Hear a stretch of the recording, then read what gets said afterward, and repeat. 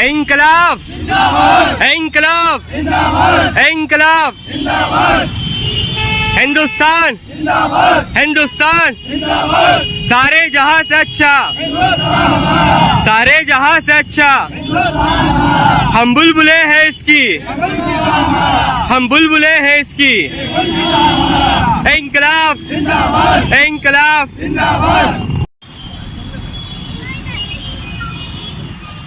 शहीद आजम भगत सिंह अमर रहे जिंदाबाद जिंदाबाद जिंदाबाद हिंदुस्तान हमारा हिंदुस्तान हमारा जिंदाबाद जिंदाबाद जिंदाबाद जिंदाबाद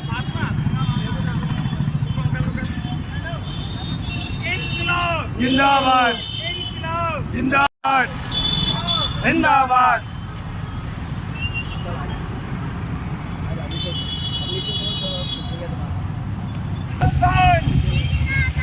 सारे जहां से अच्छा हिंदुस्तान हमारा सारे जहां से अच्छा हिंदुस्तान सारे जहां से अच्छा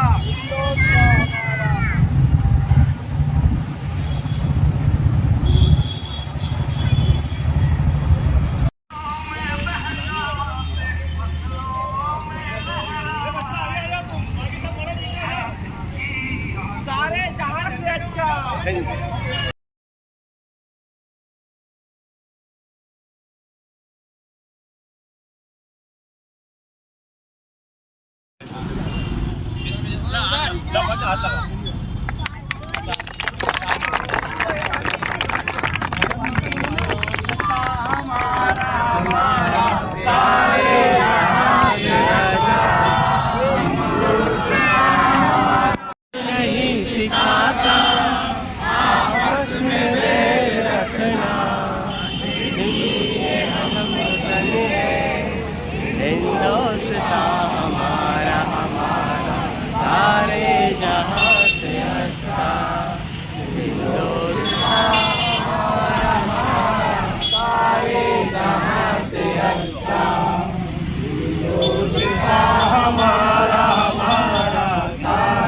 जहां से अच्छा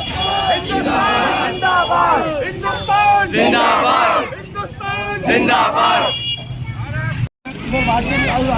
सब लोग आप सब लोग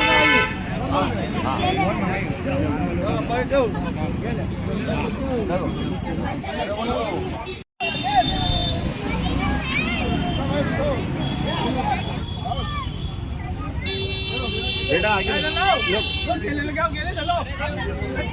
लो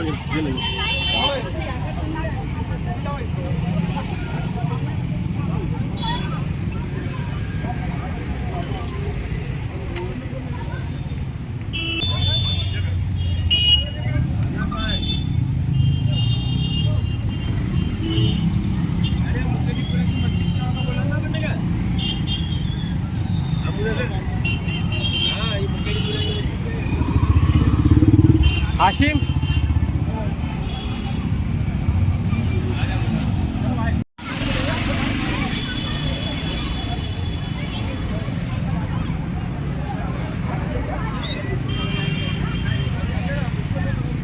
साइड में साइड तुम्हें खा ले बहुत बढ़िया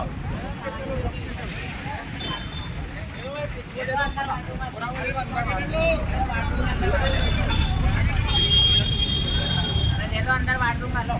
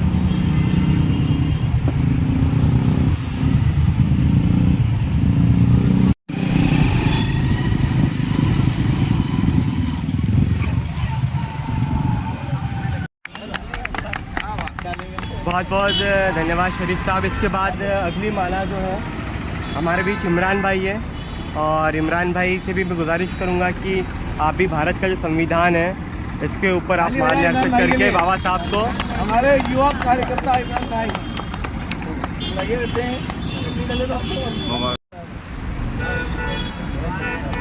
हमारे बीच जनाब मुबारक भाई भी है, और हम आपसे भी गुजारिश करेंगे कि आप भी बाबा साहब की प्रतिमा को ध्यान रखते हुए आज से भी मुबारक भाई के लिए तालियां बजाएं। तालियां तालियां।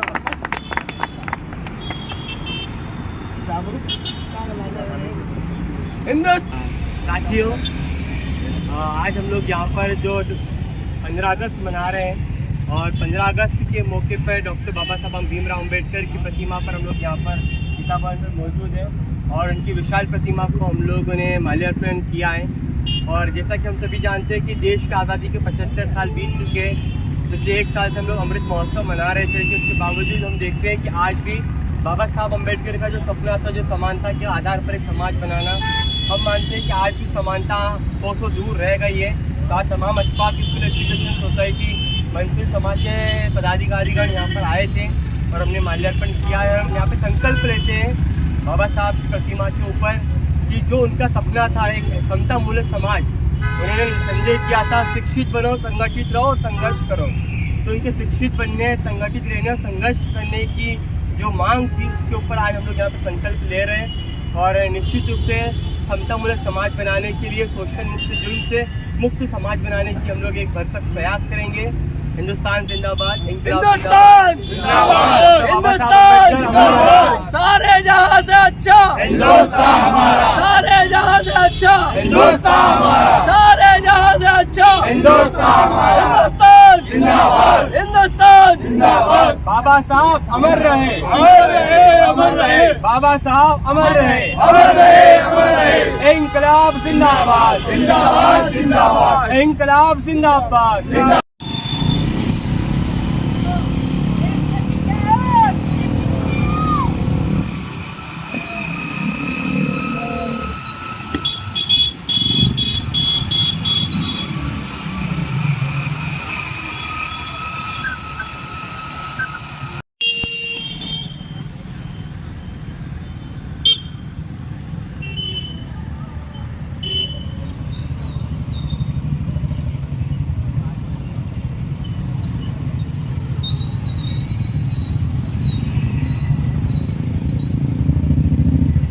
से 15 अगस्त आजादी की जब बात करते हैं, तो आजादी की जब बात करेंगे तो उसके आजादी के पीछे जब हम देखेंगे कि किनका योगदान रहा, किनका संघर्ष रहा, तो कोई 1 या 10 हमें नहीं मिलेंगे। हमें बहुत सारे क्रांतिकारी मनीषी मिलेंगे जिन्होंने आजादी की लड़ाई लड़ी।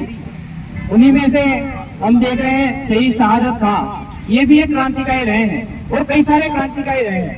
खाने के लिए पढ़ते ना, हर किसी के पास काम हो, लड़ाई लड़ी और अपने खुल के देखा कि 15 अगस्त आजादी को मिल गई, और जैसी आजादी मिलनी चाहिए थी, जो क्रांतिकारियों ने देखी थी, वो नहीं मिल पाई। इसलिए 15 अगस्त को जनमुक्ति संकल्प दिवस के रूप में हमें बनाना चाहिए कि जनता की जो मुक्ति है, जो देश के लोग हैं उनकी जो मुक्ति है, उसके लिए अभी भी हमको आगे बढ़ना पड़ेगा, अभी भी लड़ाई लड़नी पड़ेगी। क्योंकि जिस प्रकार का एक माहौल है हम सभी जानते हैं, उसमें हमको लोगों को इकट्ठा करके वैचारिक रूप से मजबूत करने की जरूरत है। और आप देखिए कार्यों के बारे में उन्होंने बताया, और ये सही है कि ये आज़ादी हमें आसानी से नहीं मिली है, बहुत मुश्किल से मिली है, और जिससे हमें आज़ादी मिली है उसके राज में सूरज नहीं डूबता था।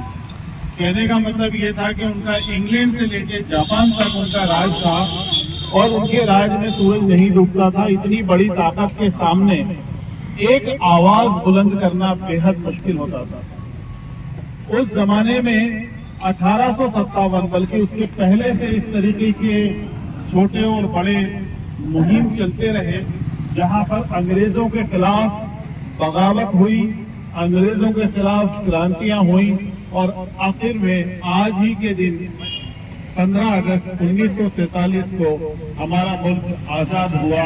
और ये जो तिरंगा आज हम शान से लहरा रहे हैं, वो तिरंगा हम कभी सोच भी नहीं सकते थे, हमारे गुमान में भी नहीं था कि हम यहाँ पहुंचेंगे। इस इलाके में जहाँ हम बैठे हैं, ये रेसिडेंसी इलाका कहलाता था।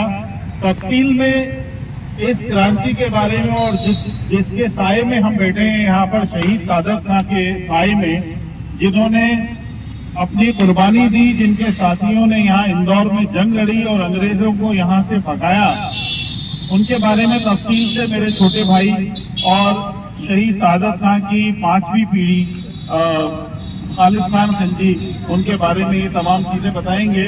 मैं उनको यहाँ पर बुलाता हूँ कि वो इस बारे में, खास तौर से शहीद सादत खां के बारे में और इंदौर की क्रांति के बारे में आज के नौजवानों को अवगत कराएं। बहुत बहुत शुक्रिया। सबसे पहले मैं Ashfaq Bismil educational welfare society के सारे कर्ता अध्यक्ष और सब लोगों का बहुत बहुत आभारी हूँ, बहुत बहुत शुक्रगुजार हूँ कि आप लोगों ने बहुत ही अच्छा एक कार्यक्रम आज यहाँ पर किया है और जो रैली निकाली है, जो पैगाम हक बनता है हमारा, क्यों बनता है, मैं आपको सिर्फ कुछ इस क्रांति के बारे में बताऊंगा और शुरू के जो 5 जयकारे आपसे लगवाऊंगा, आपको समझ में आ जाएगा कि क्रांति किसकी थी और ये आजादी किसकी है।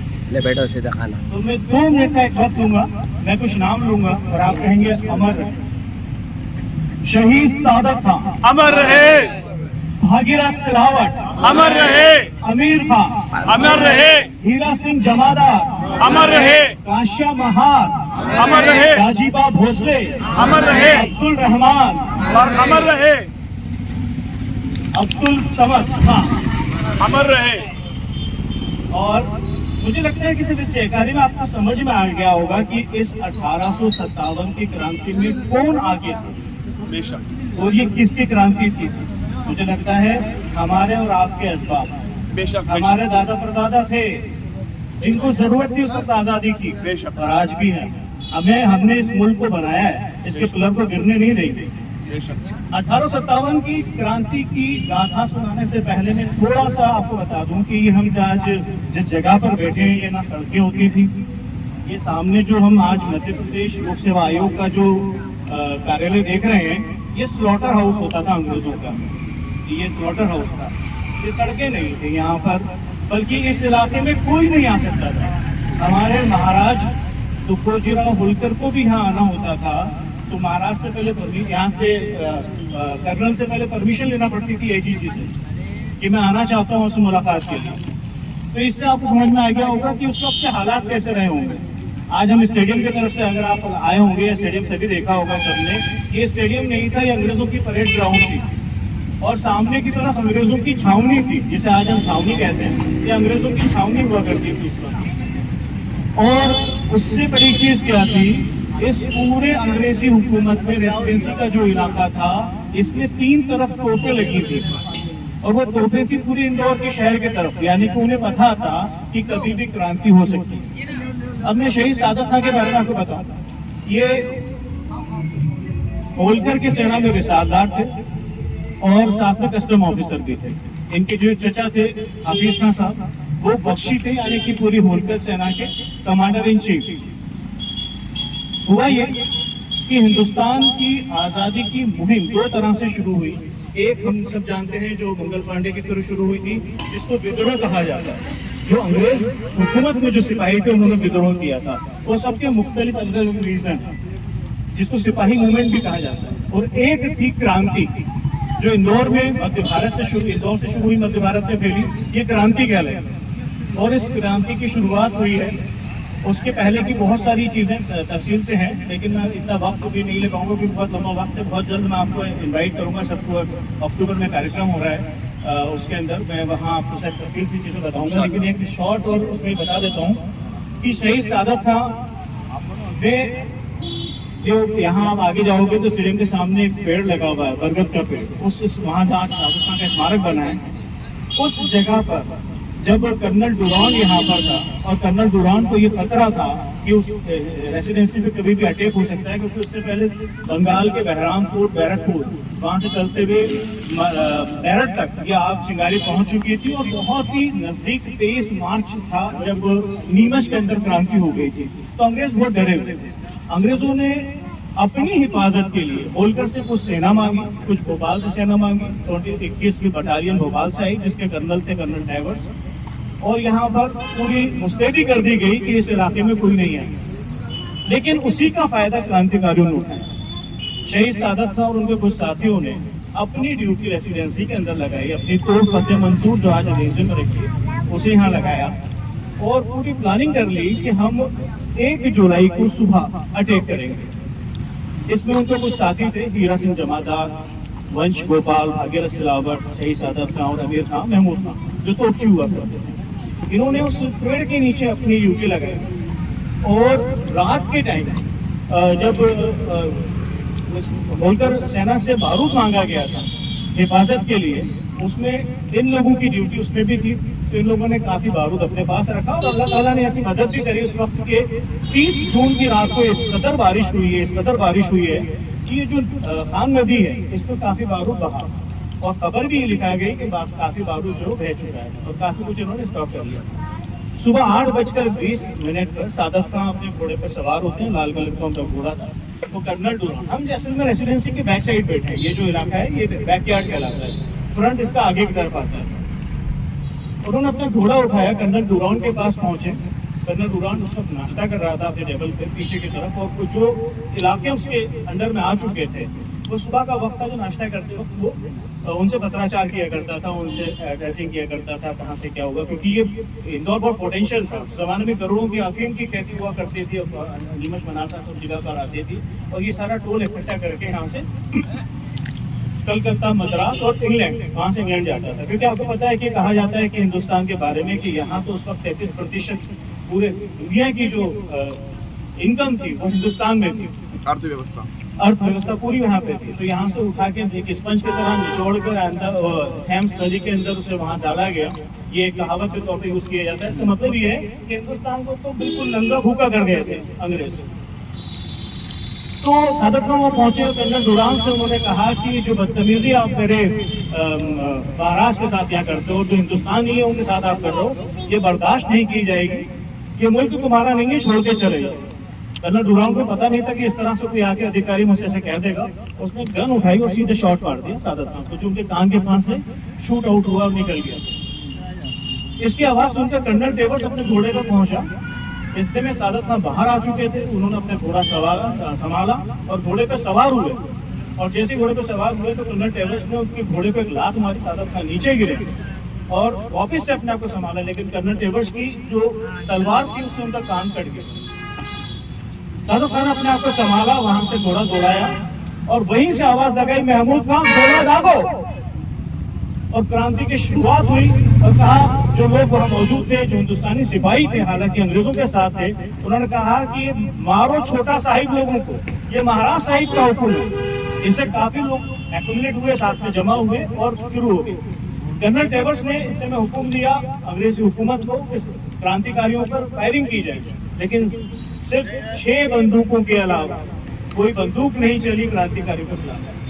जो गोले दागना शुरू हुए वो तकरीबन 1.5 घंटे तक एक हिस्सा रेसिडेंसी का जो पीछे का था वो गिर चुका था। तकरीबन 17 लोगों को वहाँ अंग्रेज जो अंदर उस वक्त की फैमिलीज थी वो मर चुके थे, बाकी काफी घायल हुए थे।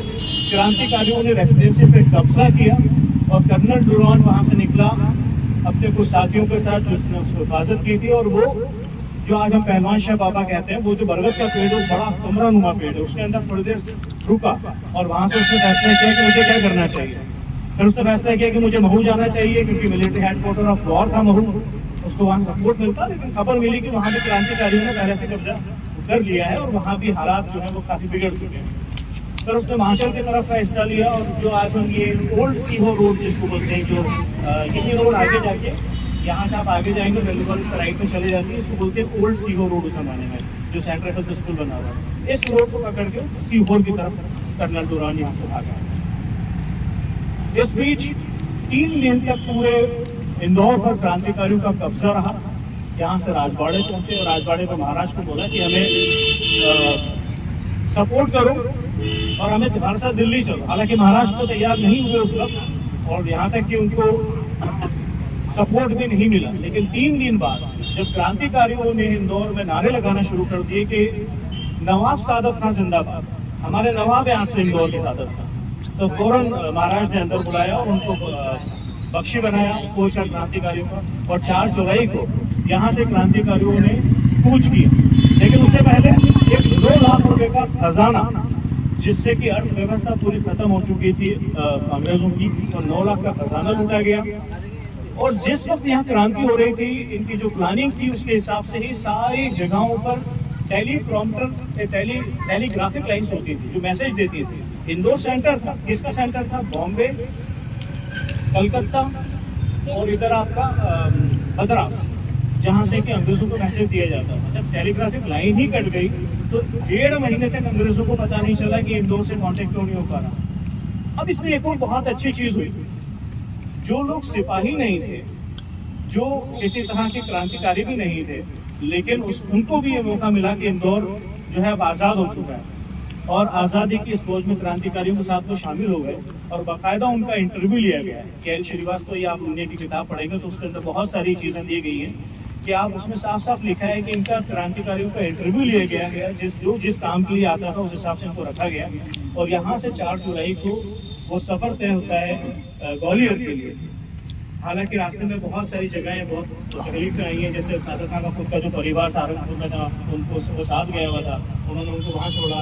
उसके अलावा ये शाहजहाँपुर, सुजालपुर, ये होते भी, और कहीं कहीं कुछ राजा महाराजाओं या कुछ ठिकानेदार थे, उनसे मदद भी मिली, और जहाँ नहीं मिली वहाँ क्रांतिकारियों को उनका सताया कर दिया, और टेलीग्राफिक लाइन को भी लगातार तोड़ते गए। पीछे हालात ये थे कि कर्नल डुरान यहाँ से निकल चुका था और वो सीहोर पहुंच चुका था, लेकिन सीहोर में क्रांतिकारी इब्राहिम खान के नेतृत्व में पहले से मुस्तैद थे, और उन्होंने खबर ये मिलते हुए कि कर्नल डुरान यहाँ आ रहा है, वहाँ के सारे अनाज और भंडारों को बंद कर दिया कि अंग्रेज और अंग्रेजी को फौज को एक दाना नहीं मिलना चाहिए। इसका नतीजा ये हुआ कि रातों रात डुरान को होशंगाबाद भागना पड़ा, और होशंगाबाद से फिर वो कलकत्ता होते थे, और फिर उसके बाद उसने जो अपनी रणनीति बनाई होगी उसके तहत तकरीबन 1.5 महीने के बाद वापस इंदौर में काबिज हुआ। वहाँ 3 हफ्ते ग्वालियर के महाराज ने रोक रखा था, लेकिन सादत खान को समझ में आया कि यहाँ कुछ अंदरूनी तौर पर कुछ गलत चल रहा है। उन्होंने वहाँ से अपना रुख करा धौलपुर में वो 2 महीने रुके, और 2 महीने में जब उनकी पूरी तैयारी वहाँ से निकली, वहाँ से वो निकलने के लिए तैयार हुए दिल्ली की तरफ, तो आगरा में कर्नल ग्रेफिट के नेतृत्व में उनको पर अटैक होता है, जिसका पूरा साथ पटियाला के महाराज की फौज ने दिया, और उसका नतीजा ये हुआ कि क्रांतिकारी को बिखरना पड़ा। कुछ साथी, क्योंकि एक मेवात का बहुत अच्छा इलाका, और मेवात उस वक्त ही माना जाता था कि ये अंग्रेजों ने भी उसको छोड़ रखा था कि ये जो लड़ाकू फौज है, सादत खान के बहुत साथी मेवात से थे और इंदौर की फौज में भी काम करते थे। उन्होंने सजेस्ट करा कि आप वहाँ चले, तो तकरीबन 1.5 महीने सादत खान ने मेवात में गुजारा। उसके बाद वापस धौलपुर आए, उसके बाद वो उज्जैन आए, और उज्जैन में तकरीबन 15.5 साल तक उन्होंने सेठ गंगाधर के वहाँ अकबर नाम से अपनी वहाँ पर नौकरी की, और साथ में क्रांति की जो अलग थी वो जगाते रहे। दिल्ली में जब ग्वालियर के अंदर सादत खान थे, उनको कुछ खबर मिली अंदर से कि यहाँ कुछ गड़बड़ चल रही है। उन्होंने फौरन भागीरथ सिलावट को, आमिर खान को, हीरा सिंह जमादार को और काशिया महार और इनके साथ 5 लोगों को और कुछ साथियों को मिला के दिल्ली पहुंचा दिया। महाराज को बहादुर शाह जफर के पास परवाना ले लिया। ये दिल्ली पहुंचते हैं, दिल्ली में बहुत अच्छा इनका इस्तकबाल होता है, क्योंकि उसका एक नतीजा ये भी रहा था कि मंसूर ने जो फिरोज शाह, जो बहादुर शाह जफर का जो भतीजे थे, वो भी सादत खान के साथ आकर धौलपुर में मिल गए थे। 20,000 की फौज में इकट्ठी हो गई थी। तो उसका फायदा ये हुआ कि जब क्रांतिकारी वहाँ पहुंचे और सादत खान ने जो उनको लिख के दिया था, तो उसके ऊपर इनको वहाँ ठहराया गया। उसका बहुत ही अच्छा तरीका दिया गया है कि घोड़े के लिए घास के पैसे मिलते थे और लोगों को रोज का पैसा मिलता था, और काफी चढ़ा से उनको ठहराया गया, फिर परवाना दिया गया वहाँ से।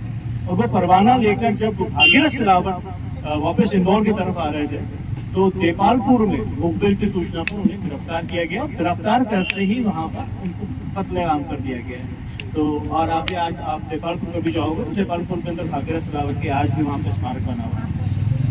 और उधर जब तक अंग्रेजों के पैर बढ़ चुके थे, 1857 की सितंबर अक्टूबर का महीना जब तक आया था, अंग्रेजों ने दिल्ली पे कब्जा कर लिया था, हालात काफी बदल चुके थे। सादत खान के ऊपर यहाँ पर एक केस फायर होता है, वो केस उसी तक चलते रहता है, लेकिन 16.5-17 साल तक सादत खान कहाँ थे नहीं पता था। उनकी छोटी बेटी जो बांसवाड़ा में बिहाई थी वो उनके वहाँ रहे और लगातार कभी इंदौर कभी सहारनपुर सभी जगह पर वो अपने क्रांतिकारी संपर्क को करते रहे। तो कोई भी सूचना पर जब वो किसी नाई के वहाँ बैठे हुए थे, ऐसा बताया जाता है, कैसी किताबों में लिखा है कि वो जो निशान था उनकी दाढ़ी का सेटिंग हो रही थी या कुछ भी जो कटिंग हो रही होगी, तो उसने पहचान लिया कि ये तो सादत खान है। 5,000 रुपये का इनाम उस जमाने में उनके ऊपर लगाया था। 5,000 रुपये यानी कि इंदौर खरीद ले पूरा, इतना बड़ा इनाम था 1857 का। उन पर वो इनाम की लालच में उनका पूरी हुई, उन्हें इंदौर लेके आया गया। सितंबर 9 तारीख को वो इंदौर आए, 1874 को लेकर आए और कुछ ही दिनों में केस उनके ऊपर सारे इल्जाम को लगा दिया गया। मतलब ये कि इनकी क्रांति के नायक रहे और 1 अक्टूबर 1874 को उसी पेड़ पर ने फांसी दी गई। ये तो सिर्फ सादत खान को फांसी दी गई, लेकिन आप सबके जहन में सवाल आता है कि फिर बाकियों का क्या हुआ होगा, उनके साथियों का क्या हुआ। तो आप ये देखिए कि इतनी जालिम कौम थी, जैसे भाई ने कहा कि जैसे न्यूजीलैंड गए इन्होंने वहाँ के लोगों का सफाया कर दिया, ऑस्ट्रेलिया गए, हिंदुस्तान में भी यही चाहते थे कि हिंदुस्तानियों का सफाया कर दें, यहाँ पर ब्रिटिश राज बनाए जाए। जो भी उस वक्त जिसने भी क्रांति में साथ दिया था उन लोगों को यहाँ पेड़ों पर लटका दिया गया, उनकी लाशों को उन्हें मार के लटका दिया गया पूरे रेसिडेंसी के इलाके में, छावनी के इलाके में। आज हम जो मिशन अस्पताल का इलाका देखते हैं, तोपों से बांध के उड़ा दिया गया और हालात ये कर दिए गए थे कि अगर जिसके वहाँ उस वक्त एक अखबार निकलता था, उस अखबार की प्रति उसकी कॉपी अगर किसी के घर के बाहर मिल जाती थी तो उस पूरे घर को जला दिया जाता था, उसके लोगों को शहीद कर दिया जाता था। तो इतनी कुर्बानियां हम लोगों ने दी हैं, इतने सब कुछ आज अगर हम यहाँ जो बैठे खुली सांस ले रहे हैं, तो इसका सबसे बड़ा रीजन ये कि हमारे आपके दादाओं ने, वंशजों ने जो कुर्बानियां दी हैं उसके लिए यहाँ पर बैठे हैं और उसका आज़ादी का जश्न मना रहे हैं। और ऐसी कोशिश हम ये करेंगे कि हमारे मुल्क में कभी दोबारा बाहर तो क्या अंदरूनी में कोई गलत नजर नहीं उठाता, तो हम उनका भी वही अंजाम करेंगे जो हमने 1857 में किया, जो 1947 में किया। और देखिए इसका असर क्या होता है। 1857 अगर नहीं होता ना तो 1947 भी नहीं होता ना, अगर सादत खान नहीं होते तो भगत सिंह भी नहीं होते, आज सुखदेव नहीं होते, आज थापर नहीं होते, आज कोई नहीं होता। लेकिन सबसे बड़ा नतीजा ये रहा कि इंस्पिरेशन मिलती है अपने बुजुर्गों से, जो बुजुर्गों से इंस्पिरेशन मिली तो आज भगत सिंह पैदा हुआ। और उसके बाद उस मुल्क को बनाने में, इसको गणतंत्र करने में और इसको जो संविधान देने में बाबा साहब भीमराव अम्बेडकर जी का जो योगदान है उसे भूल नहीं सकते। उन्होंने हमें राइट दे दिए, उन्होंने अधिकार दे दिया हमें, और उस मुल्क को जोड़ने के अंदर सरदार पटेल ने आपको उनका साथ दिया। तो ये जो हम इस चीज़ को कभी नहीं भूल सकते, ना भूलेंगे। हमारी साझा शहादत है, साझी विरासत है और इसको आने वाली पीढ़ियों तक, जन्म जन्म तक हमें संभाल कर रखना है। बहुत बहुत शुक्रिया।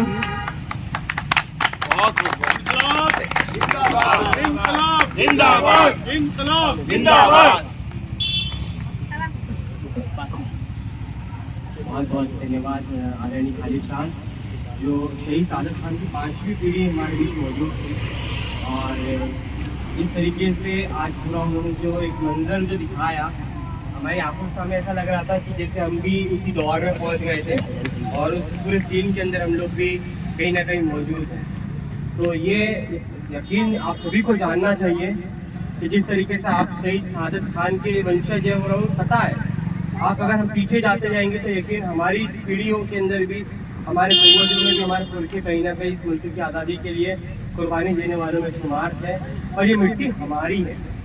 तो इसलिए कभी भी हमारे पहले तो माइंड में होना ही नहीं चाहिए कि कोई जो गलत आज आवाज़ उठा रहे, गलत तरीके से जो क्रिएट करने की कोशिश कर रहे हैं, हमारे जहन में ये नहीं होना चाहिए, बल्कि हमारे जहन में ये होना चाहिए कि ये हमारा घर है और इस घर की हिफाजत करने की जिम्मेदारी भी हमारी है। आज हम लोगों ने जो संकल्प लिया है कि शहीद सादत खान, डॉक्टर बाबा साहब अम्बेडकर, भगत सिंह और तमाम क्रांतिकारी शहीद जिनका जो सपने के साथ जो शहीद हुए थे, उस सपने को हम आने वाले दिनों में पूरा करने के लिए अगर ज़रूरत पड़ती तो अपनी जानों को भी आहुति दे सके, बलिदान जैसे कुर्बानी अदा कर सके।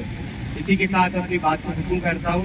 आज के इस कार्यक्रम को तमाम साथियों ने जिस तरीके से यादगार बनाया है, इसके लिए बहुत बहुत शुक्रिया। आप तमाम छोटे छोटे बच्चों का, हमारे बुजुर्गों का, नौजवान साथियों का, कि पूरा रास्ते में पूरा मैनेजमेंट किया, वॉलंटियरी की और इस प्रोग्राम को फाइनली सक्सेस किया।